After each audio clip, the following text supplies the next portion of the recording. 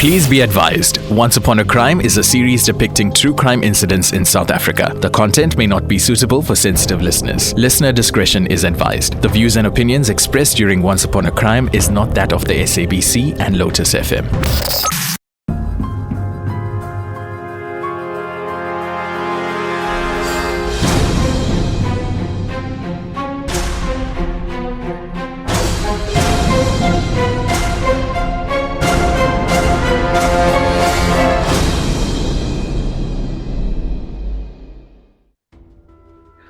Hello and welcome to Season 2 of Once Upon a Crime. Now, Once Upon a Crime is a true crime series with cases in South Africa. It's brought to you by the Night Café on Lotus FM. My name is Keshav Dass. I am your presenter on the Night Café, and we are joined by true crime expert Nicole Engelbrecht. Today's case is the murder of Debbie Venter. Now, today's case represents a tragic betrayal of trust. When Debbie Venter was diagnosed with stage 4 cancer, she very quickly realized that she would no longer be able to take care of herself. So when her sister and brother-in-law invited her to stay with them, she was incredibly grateful.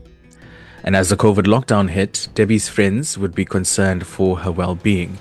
And when she stopped replying to messages and their calls, they turned to Debbie's sister for answers. She claimed that Debbie had left and had not returned. And then a burnt body was found in a field, and a horrifying truth would soon be revealed. Debbie and Denita Venter lost their mom when Debbie was 20 and Denita was 7. With their father not really in their life, Debbie had tried to care for her younger sister, but eventually Denita would be taken into foster care and she would later be adopted, and the sisters had lost touch for quite some time. When Denita turned 18, Debbie reached out again and offered her younger sister a job at her small business. And the sisters were redeveloping their bond when Denita met the man that she would go on to marry, Gert van Rijn. And once again, as a result of that relationship, the sisters would lose contact. Now, Debbie was known as a very caring person. She had never married and had no kids, but she had a very large circle of close friends. And in 2019, she received a devastating health diagnosis, didn't she? Did, yes. Debbie was diagnosed with stage 4 cervical cancer. Despite trying every treatment she could get her hands on, her health deteriorated really quickly. And by the beginning of 2020, she weighed just 42 kilograms. Debbie recognized that she would need help in caring for herself very soon. And she did have a small illness disability policy which paid out that when she became unable to work anymore. The sum was just 86,000 Rand, so she knew she'd have to be really, really careful with that money. And she didn't want to be a burden on any of her friends. So Debbie posted on Facebook asking for anyone who would assist with just 3 meals a day and laundry, and offering to pay them a small amount of money monthly in exchange. And it's at this moment that someone from Debbie's past came back into her life, right? Correct, yes. So Debbie's younger sister, Denita, reached out and invited Debbie to stay with her and her husband. Unfortunately, Debbie had no idea what had been happening in her sister's life since they had lost contact. Denita and her husband were struggling financially. They had both become unemployed. And Denita also had a substance use problem which had ebbed and flowed in severity over the years and seemed to be at the root of her unemployment and financial issues. But Debbie knew none of this when she very gratefully accepted her sister's offer for her to move in. And then, of course, COVID lockdown started, which only further complicated matters and, of course, put Debbie at severe risk health-wise. Nicole, it seems like the picture of what was happening in the home was very different from what was actually happening. She occasionally posted on Facebook in the early days of her move with pictures of her sister and brother-in-law, thanking them for their help. But within the home, it seemed as though Denita was becoming very controlling over Debbie's medication. And Debbie had also figured out that her younger sister had a substance abuse problem. Of course, we'll never know the true extent of what Debbie may have suffered during that time, but by Debbie's birthday on the 24th of May 2020, She was no longer replying to messages that her friends were sending. On the 31st of May, Danita's husband, Gert, walked into their local police station and reported Debbie missing. He claimed that they'd all been at the petrol station in Debbie's car, and he and Danita had gone into the shop, leaving Debbie in the car. He claimed that Debbie had driven off while they were in the shop and she hadn't returned home. Gert claimed that Debbie had been wearing her pajamas at the time of her disappearance. Now, this story sounds a little suspicious because Gert and Danita claimed that Debbie had been driving them around in the car the whole day, but Debbie was very ill and barely able to move, so it doesn't really make any sense that she would just drive off on her own, especially in her pajamas, right? Exactly, and there were inconsistencies between Gert and Danita's stories too when they were interviewed by police.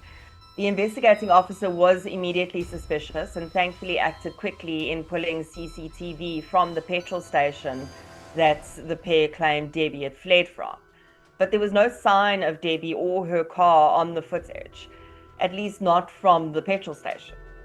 Police also collected camera footage from several places around the plot where the couple lived, and they saw Danita and Gert driving Debbie's car without Debbie in it on multiple occasions after the 29th, when they claimed that she'd gone missing in the vehicle. One piece of footage showed Gert looking at something in the boot of the car. Detectives also got a warrant to check Debbie's bank accounts and found that her policy money, 86,000 Rand, had been transferred out of her account after she'd allegedly disappeared and into Gert van Ryn's account. He had then transferred half of that amount into Danita's account. So, Nicole, with opportunity and motive now established, how quickly were Gert and Danita arrested? It would actually take another month because there was a lot more evidence to collect, including proof that Gert had actually sold Debbie's car to a chop shop in Pretoria. But by the end of June, the couple were taken into custody and charged with Debbie's murder, even though her body had still not been found.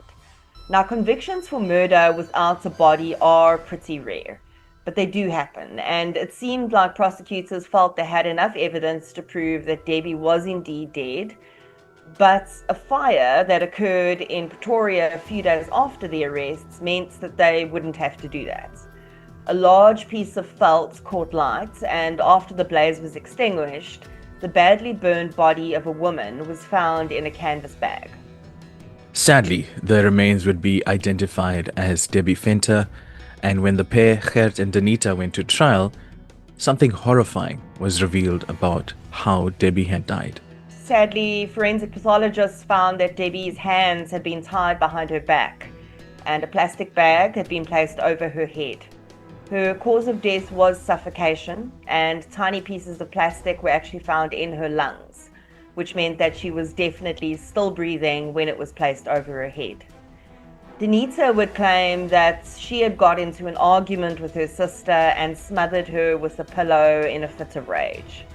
She claimed that she thought her sister was dead, but then she couldn't explain why she would place a plastic bag over her head if she actually thought she was already dead. Danita ended up taking a plea deal, and she was handed down a determinate sentence of 25 years, while Gert, whose role appeared to only be as an accessory, was given 15 years. Nicole, I must say I was a little surprised finding out the sentencing of this case, and I would like to know, in your opinion, does it feel like the punishment fits the crime in this case? My opinion, definitely not. There was more than enough evidence to prove that Danita and Gert had killed Debbie and profited off her death. Debbie was an incredibly vulnerable person and trusted her younger sister to take care of her, and she betrayed her in the worst way possible. I really would have liked to have at least seen Danita get a life sentence for this crime. As it stands, she'll be eligible for parole in 12.5 years, and Gert in 7.5. What do you think, in your opinion, would be the reason for this type of sentencing? So it could be one of two things. Either there was enough mitigating circumstances perhaps presented around Danita's state of mind at the time of the crime, maybe around her substance abuse, that the judge felt there was sort of leeway for leniency. She, of course, had claimed that she had not premeditated the murder, and that is usually the difference between a life sentence and a determinate sentence. If it's premeditated, it's automatic life. The other thing could be, which this is just my speculation, is after COVID, all of our trials were very much behind. Our courts were way behind with prosecutions, and it may have been quicker and easier for the prosecution to take a plea deal with Danita rather than proceed with an entire trial. Nicole, was it ever revealed why the sisters were so estranged? Because I'm gathering that they never really maintained much of a relationship over the years. I think because of the big age difference between Danita and Debbie. Debbie was 13 years older than Danita. So I think there already naturally there is going to be a sort of separation, very much different stages of life. And I think that perhaps Danita may have held something against her sister for the fact that she had to go into the foster care system. Right. But really, I mean, Debbie did her best. She was only 20 years old when their mother passed away, and really did her best throughout the years to maintain contact with her sister. But I guess probably also once Danita's life had started to go off course with the substance abuse, that would have played a role as well.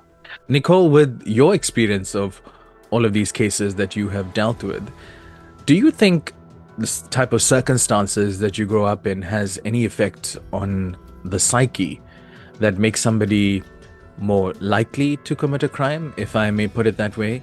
Because it does sound like very much of a tumultuous childhood. So do you think that factors into a criminal psyche in any way? Absolutely. So certainly what we see is not all people who experience childhood trauma become criminals, but almost all criminals have had some form of childhood trauma.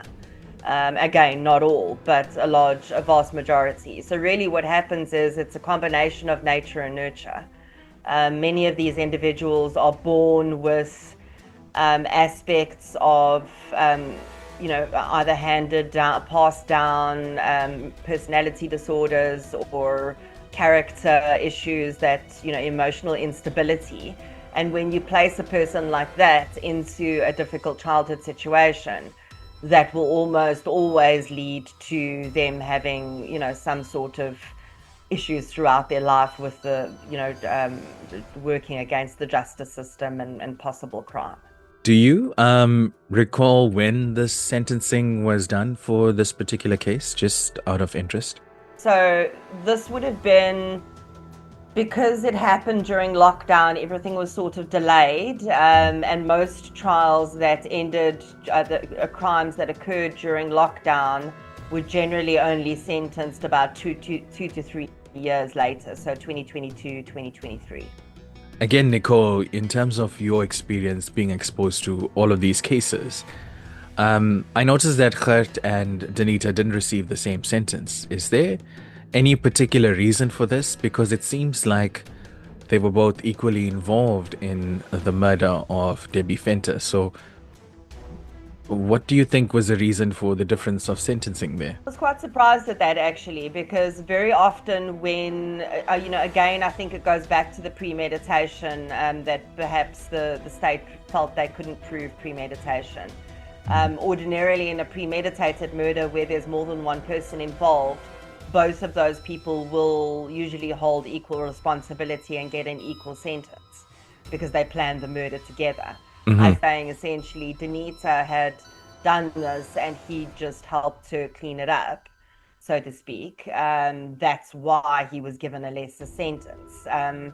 Again, it surprises me because he was the one who then went on to take the money out of Debbie's account and put it into his own and transfer half to Danita. So yeah, all around I'm quite disappointed in the sentence that was handed down here.